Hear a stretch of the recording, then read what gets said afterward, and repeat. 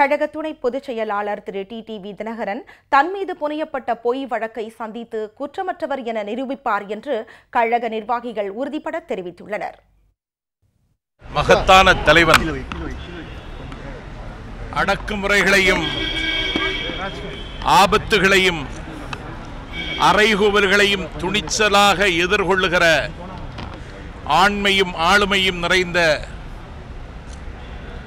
எங்கள் துணை பொதுச்செயலர் டிடிவி தினகரன் அவரை தரிசிப்பதற்காக நாங்கள் வந்தோம்.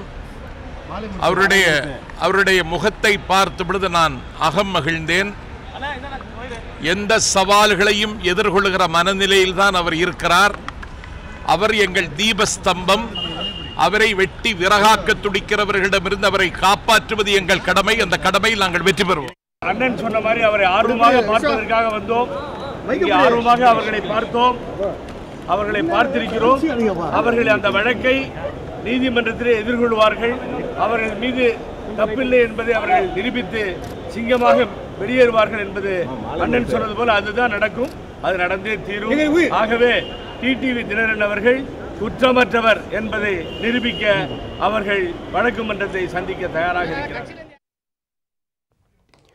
திரு டிடிவி தினகரன் மீதான குற்றச்சாட்டில் அரசியல் சதித்திட்டம் இருப்பதாகவும் பொய்யாக புனையப்பட்ட வழக்கை அவர் துணிச்சலாக எதிர்கொண்டு வெற்றி பெறுவார் என்றும் திரு நாஞ்சில் சம்பத் தெரிவித்தார். ஒரு மிகப்பெரிய அரசியல் சதி இருக்கிறது என்று நான் ஏற்கனவே தெளிவுபடுத்தி இருக்கிறேன். இது பொய்யாக புனையப்பட்ட வழக்கு. எஃப்ஐஆரில் கூட கழக துணை பொதுச் செயலாளர் பெயர் இல்லை. ஆனால் இந்த வழக்கை எங்கள் துணை பொதுச் செயலாளர் துணிச்சலோடு எதிர்கொள்கிறார். பொது வாழ்க்கை என்பது தென்றல் உலவுகிற சோலை அல்ல. பொது வாழ்க்கை என்பது ஆபத்துகளையும் அறைகூவல்களையும் அடக்குமுறையும் எதிர்கொள்ள வேண்டிய கட்டமும் வரும்.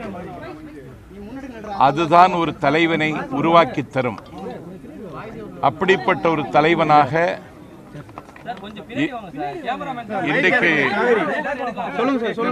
துணை பொதுச் செயலாளர் பரிணமித்திருக்கிறார். அவரை அரசியலிலிருந்து திட்டமிட்டு அப்புறப்படுத்துவதற்கு சில பேர் இன்றைக்கு முன் வந்திருக்கிறார்கள். அவர்களுக்காக நான் அனுதாபப்படுகிறேன். தமிழ்நாட்டினுடைய தலைவிதியை தீர்மானிக்கிற தலைவராக இந்த வழக்கு முடிந்ததற்கு பிறகு அவர்தான் தமிழ்நாட்டின் கிழக்கை தீர்மானிக்கிற தலைவனாக உதயமாவார்.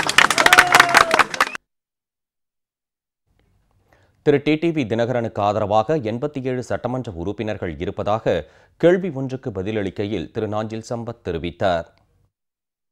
எங்கள் பக்கம் 87 சட்டமன்ற உறுப்பினர்கள் இருக்கிறார்.